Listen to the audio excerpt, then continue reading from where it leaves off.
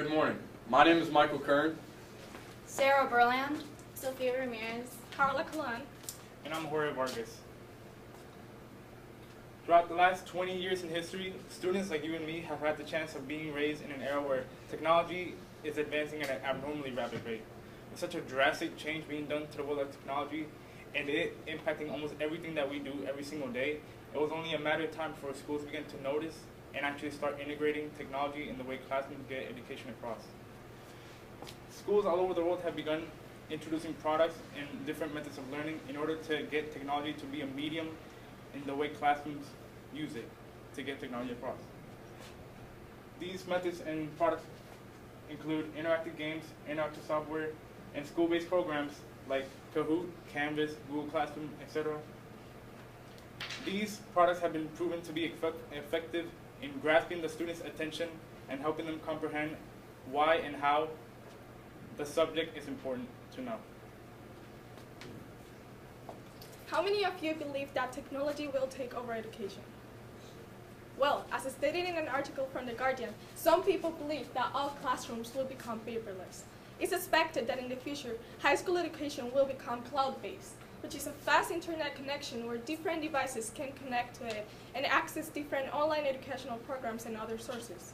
Also, digital technology will allow students to collaborate with instructors across the world and create draft digitally by making use of different online programs such as Microsoft and Google Docs. However, the integration of digital technology in the future can have some negative consequences on students.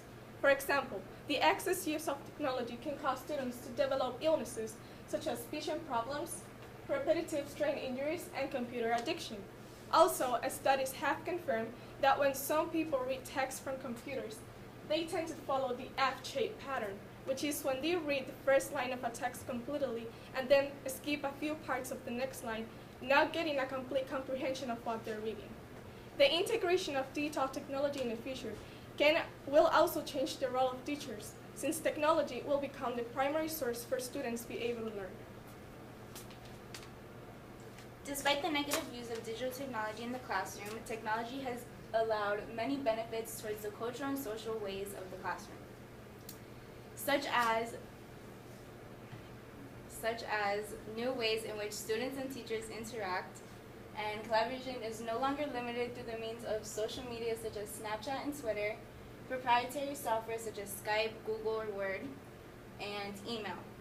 This allows students and teachers to interact through feedback, talk about classroom discussions, and collaborate. Also, So you may be wondering, if something has that big of a cultural impact, what are some of the statistics surrounding it? Well, according to a 2009 survey by the National Center for Education Statistics, they found that 99% of all public school teachers had computers available in or outside the classroom. That same survey also showed that 81% of teachers agreed that this technology was beneficial towards meeting their goals and their needs. Now, technology isn't just limited to physical things like computers, smartboards, tablets. It can also be in the form of digital schools, like Florida Virtual. Last year, for high school attendance, Florida Virtual School had about 24,000 students. And its Flex program, which is a hybrid between digital school and physical school, had about an attendance of 323,000 students. These digital programs and Flex programs provide students with an opportunity for quality education when their circumstances may prevent so.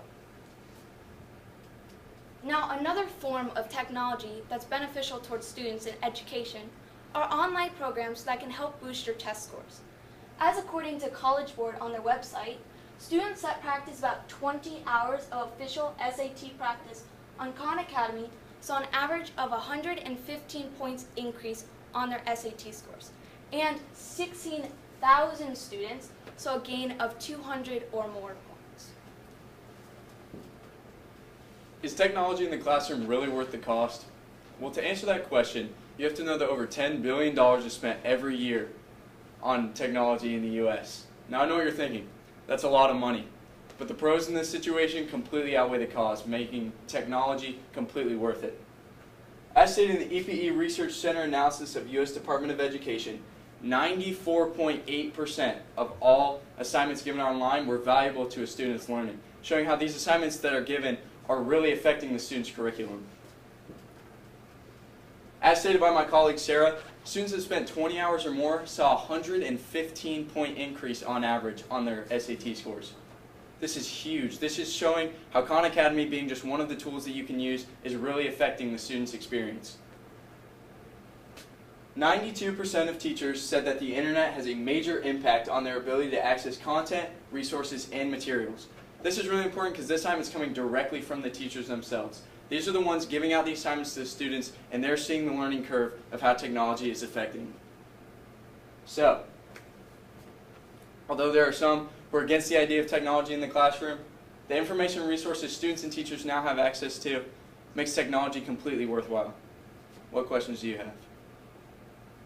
Thank you. All right, thanks, guys. Michael, we'll start with you. Sweet. Sorry. Did you hear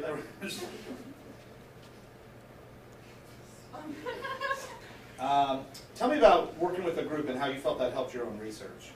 Oh, working with a group helped my research so much because being able to collaborate with them and things that I really couldn't find information on, my group would come through. And being able to work with them so consistently like we did, we went out and we would meet at people's houses, we'd meet at the cafeteria, just meeting so consistently, hearing everything that they had. Just like the Sarah statistic of how it helped their SAT scores, that helped me so much because it helped me see just a different side of how it really is impacting the student's education.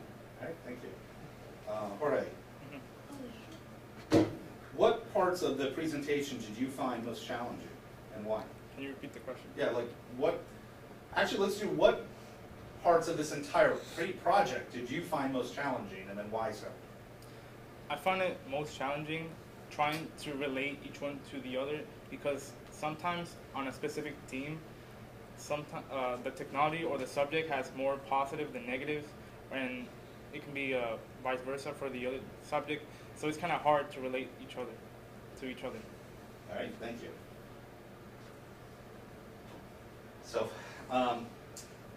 what did you learn by going through this whole process? What did you learn from this process you'll apply to the next time you do it?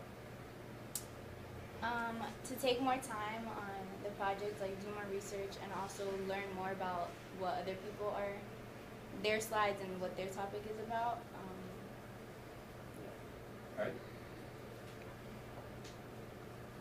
All right, Carla? I can't even read my handwriting. Hi.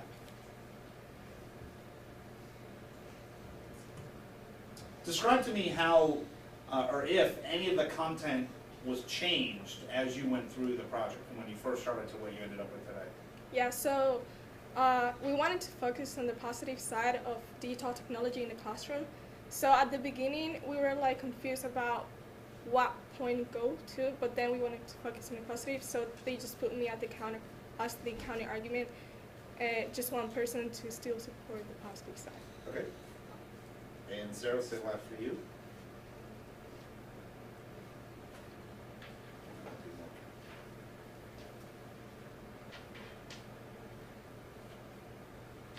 What information from teenage research did you find most interesting, actually, and then why so?